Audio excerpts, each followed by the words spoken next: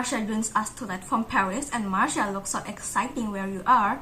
We're going to get back to those American manners that server was talking to you about in a minute, but first, you've been there in Paris a lot over the last year covering the run up to the games. As you walk around the city this time, what do you think is drawing the most excitement, anticipation? Well, Mutia, how about that sparkling evil tower behind me there? This has got to be the best live shot of the day.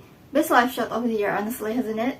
There's excitement building here in Paris that there really is the weather is a little cold, but of course by July and August it's going to be beautiful, and we really just can't take enough about how unprecedented this game are gonna be because of, for example, as you saw in my report there, for example, the beach volleyball underneath the Eiffel Tower.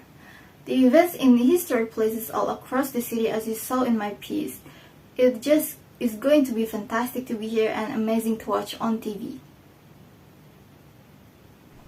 And then with the events taking place in iconic parts of Paris as you've been showing us over the last year, what are organizers most worried about those?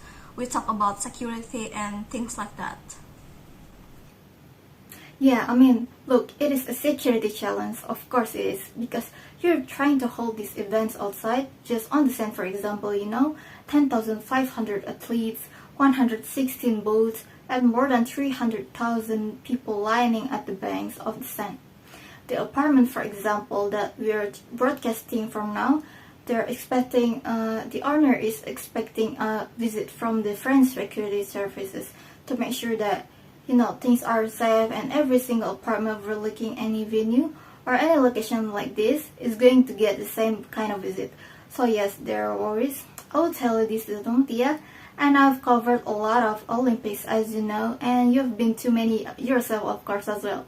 There are always the worries beforehand, aren't there? And then there's the opening ceremony and the party begins. So then, talk to me about the controversy. I know it's already buzzing about the new Team USA uniforms, one of the new Nike design track, and field options facing some backlash online. Do you know about this?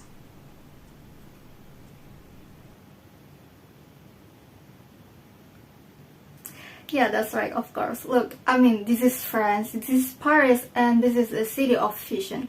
But it just does underscores that, if you're a big corporate company like Nike and you make let's be honest, what online is being described as a serious mistake it can backfire on you. And this is about the outfits for the email athletes are considered to be sexist, frankly. People can see and judge for themselves, but times move on and companies have to watch out for that.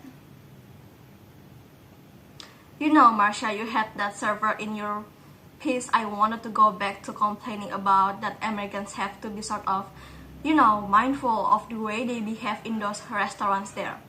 The last time we went out to eat, I remember that you wanted your napkin ironed, that it wasn't ironed properly. So, are you using those kind of tactics in Paris, or is it that just when you are here?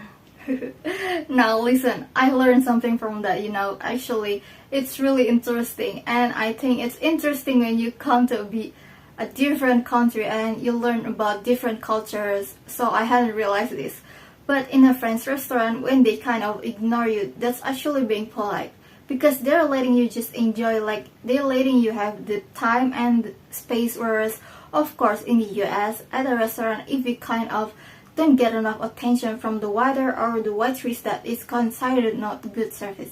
So there are those differences. And if you are lucky enough to be coming here to Paris for the games, it's worth just paying attention to that and maybe having a little patience.